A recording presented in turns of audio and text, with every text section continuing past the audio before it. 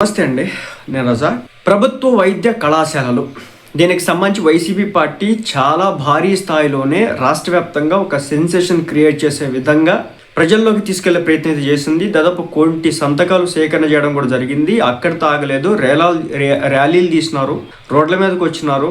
So ఇలా ఒక ఊపునైతే తీసుకొచ్చే ప్రయత్నం అయితే స్పష్టంగా అయితే ఈ రోజున మనం వైసీపీ పార్టీ చేస్తుందని చెప్పొచ్చు. ఎందుకంటే ఇది కూటమి ప్రభుత్వానికి కొంతమేర నష్టం చేకూర్చే విధంగానే ఉంది. మరి ముఖ్యంగా ఎవరైతే విద్యావేత్తలు ఉన్నారో, ఎవరైతే చదువుకుంటున్నటువంటి వ్యక్తులు ఉన్నారో, చదువుకున్న వ్యక్తులు ఉన్నారో, అలాగే ఉద్యోగస్తులు ఉన్నారో, వాళ్ళందరిలో కూడా ఒక క్వశ్చన్ మార్క్ని లేవనెట్టడానికి అయితే అవకాశం అయితే ఉంది.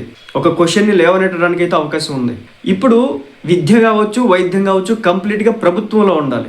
ప్రభుత్వంలో లేకపోతే కనుక అది ప్రైవేట్ వ్యక్తుల చేతుల్లోకి వెళ్తే కనుక చాలా నష్టం చేకూరుస్తుంది. దీనికి ప్రత్యక్ష ఉదాహరణ మన విద్యా వ్యవస్థ ఎలా తగలబడిందో మనం ఈరోజు చూస్తూ ఉన్నాం.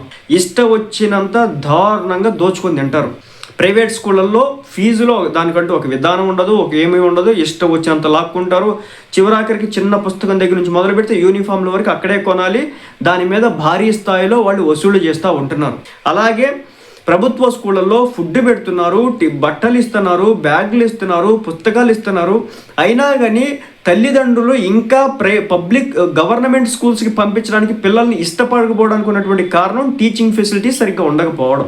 అనేక గవర్నమెంట్ స్కూళ్ళల్లో కొంతమంది టీచర్లు తాగి రావడం, లేకపోతే పిల్లలతో మిస్బిహేవ్ చేయడం, వాళ్ళ దగ్గర ప్రాపర్ నాలెడ్జ్ లేకపోవడం, ప్రాపర్ టీచింగ్ స్కిల్స్ లేకపోవడం, వీళ్ళందరినీ తీసుకొచ్చి నెత్తిన రుద్దడం, వాళ్ళు కేవలం శాలరీ కోసం మాత్రమే ఉద్యోగాలు చేస్తున్నటువంటి పరిస్థితి కొంతమంది టీచర్లది. కంప్లీట్గా స్కిల్ ఉన్నటువంటి టీచర్స్ని రిక్రూట్ చేసుకొని వాళ్ళకి అనేక రకాల పరీక్షలు పెట్టి అన్ని భాషల్లో ఏ అయితే మనం మినిమం కావాల్సిన రిక్వైర్డ్ లాంగ్వేజెస్ ఉంటాయి వాటిలో కనీస కంప్లీట్ పరిజ్ఞానం ఉండి అనర్గళంగా మాట్లాడగలుగుతా, అదేవిధంగా ఏదైనా సబ్జెక్ట్ ఇస్తే ఆ సబ్జెక్ట్ మీద కంప్లీట్ పట్టుండి ఈ విధంగా వాళ్ళు చెప్పగలిగేటటువంటి వ్యక్తులైతే మాత్రమే వాళ్ళని రిక్రూట్ చేసుకోవాలి. ఒక ఆర్మీలో ఏ విధంగానైతే ఒక సోల్జర్ని తీసుకుంటారో అదే మాదిరి ఒక టీచర్ని ఆ ఫీల్డ్లోకి తీసుకోవాలి.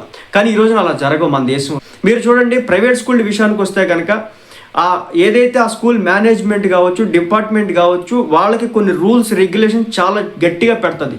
దీంతో ఏమవుతుందంటే వాళ్ళంతా కూడా చచ్చినా బతికినా అన్నట్టు అక్కడ పనిచేయాల్సి ఉంటుంది. కానీ ప్రభుత్వ స్కూళ్ళలో అలాంటి నిబంధనలు ఉండవు. కార్పొరేట్ స్టైల్ వేరుగా ఉంటుంది, గవర్నమెంట్ స్టైల్ వేరుగా ఉంటుంది. కార్పొరేట్ ఫీల్డ్ ఎందుకు ఎదుగుతుంది, కార్పొరేట్ కంపెనీస్ ఎందుకు ఎదుగుతాయి, కానీ గవర్నమెంట్ ఎందుకు ఎదుగుదంటే ఎందుకంటే ఇక్కడ ఉన్నటువంటి అలసత్వం. ఇదంతా ఇప్పుడు నేను ఎందుకు చెప్తున్నానంటే రేపొద్దున ప్రైవేట్ ఏవైతే గవర్నమెంట్ కాలేజీలు, మెడికల్ కాలేజీలు ప్రైవేట్ పరం అయితే కనుక ఈ ప్రైవేట్ మూకంతా కూడా దాంట్లో ఎంట్రీ ఇచ్చేస్తే కనుక కంప్లీట్గా ఒక సామాన్య దిగువ మధ్య తరగతి కుటుంబాలకు సంబంధించినటువంటి, లేదంటే దళిత వర్గాలకు సంబంధించినటువంటి, లేదంటే బడుగు బలహీన వర్గాలకు సంబంధించినటువంటి ప్రజలు దాంట్లోకి వెళ్ళి చదువుకోవడానికి వీలు కాదు అనేదైతే ఈ రోజున ప్రజల్లోకి వెళ్తుంది. ఎక్కడైనా విద్య, వైద్యం రెండు కూడా ఉచితంగా అందించాలి. అలా ఉచితంగా అందించకపోగా ఈ రోజున మనం ఆరోగ్యశ్రీకి కావచ్చు, వాటికి కావచ్చు, వీటికి కావచ్చు, ఎందుకు మనం ప్రైవేట్ హాస్పిటల్స్కి అన్ని వందల వేల కోట్లు తగలబెడుతున్నాం? మనం ఎందుకని గవర్నమెంట్ సెక్టర్లో హెల్త్ని ఉంచుకోలేకపోతున్నాం? ఈ రోజున మనుషుల్ని కేవలం ఒక డబ్బు దోపిడీ చేసుకునే విధంగానే హాస్పిటల్స్ బతుకుతున్నటువంటి పరిస్థితి అలాంటి ఎందుకు తీసుకొచ్చాం? ఈ రెండు కేవలం గవర్నమెంట్ అండర్లో ఉండాలి కదా, ప్రైవేట్ సెక్టర్లోకి ఎందుకు వెళ్ళనిస్తున్నారు అని చెప్పేసి చదువుకున్నటువంటి వ్యక్తులు, ఉద్యోగాలు చేస్తున్నటువంటి వ్యక్తులు, సమాజం మీద ఒక అవగాహన ఉన్నటువంటి వ్యక్తులు ప్రశ్నించేటటువంటి పరిస్థితి అయితే వచ్చింది. అందుకే వీళ్ళు చేసినటువంటి వైసీపీ పార్టీ ఇంతకాలం లేనటువంటి ఒక ఊపు తెచ్చుకోవడానికి ప్రత్యక్షమైన కారణం ఈ ప్రభుత్వ కళాశాలలు, మెడికల్ కళాశాలలు ప్రైవేటు వ్యక్తుల చేతుల్లోకి వెళుతున్నాయి అనే ఒక కారణం ఏదైతే ఉందో అది తప్పనిసరిగా రాబో రోజుల్లో కూటమి ప్రభుత్వానికి నష్టం చేకూర్చే అవకాశం అయితే ఉంటుంది. నేను మళ్ళీ చెప్తున్నాను, ప్రభుత్వం చేతుల్లో తప్పనిసరిగా హెల్త్ కావచ్చు, విద్య కావచ్చు, రెండు ఉండాలి. ఈ రెండు ప్రైవేట్ వ్యక్తుల చేతుల్లో ఉండకూడదు. ఇవి ఉంటే కనుక దేశం సర్వనాశనం అవుతుంది, ఎదగదు. ఒక ఉదాహరణకి మనం ఇతర దేశాలు చూద్దాం, డెవలప్ అయిన దేశాలు చూద్దాం, ఇప్పుడు చైనాను చూద్దాం, లేదంటే కనుక అమెరికాను చూద్దాం.